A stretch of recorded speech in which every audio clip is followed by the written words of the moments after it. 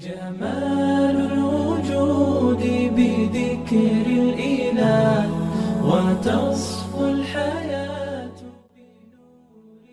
درس از کتاب فقه اکبر امام ابو حنیفه رحمه الله.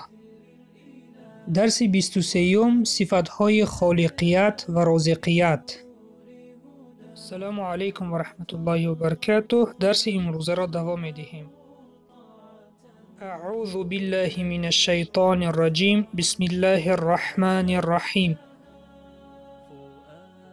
وكان الله تعالى خالقا قبل أن يخلق ورازقا قبل أن يرزق. خداوند متعال قبل از اینکه چیزی بیافریند خالق و آفریدگار بود و قبل از اینکه روزی بدهد رازق و روزی دهنده بود. و بود الله تعالی خلق کننده مخلوقات پیش از خلق کردن آنها، چون که صفت خالقیت در الله تعالی ازلی وجود داشت و اینچنین الله تعالی رازق مخلوقات بود پیش از رزق دادنشان و این صفت نیز ازلی است. الله تعالی با علم قدیم خود می دانست که به صفت خالقیتش مخلوقات را خلق می کند و به صفت رازقیتش مخلوقات را رزقهای گوناگون می دهد.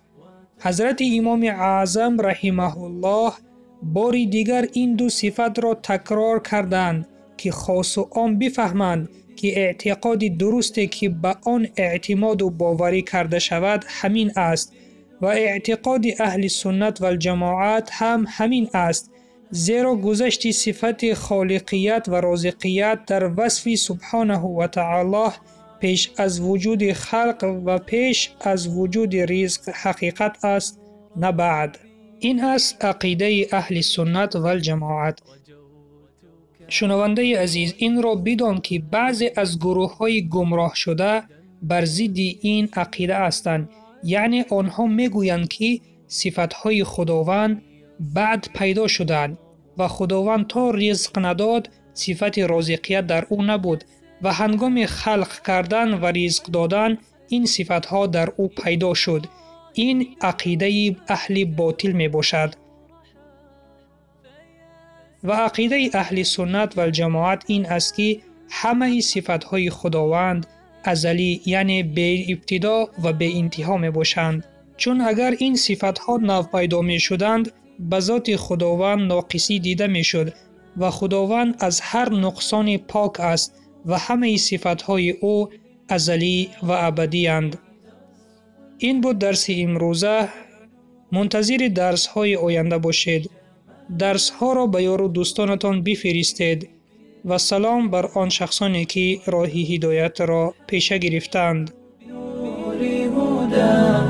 وتطرب نفس له طاعة ويبلغ سعادة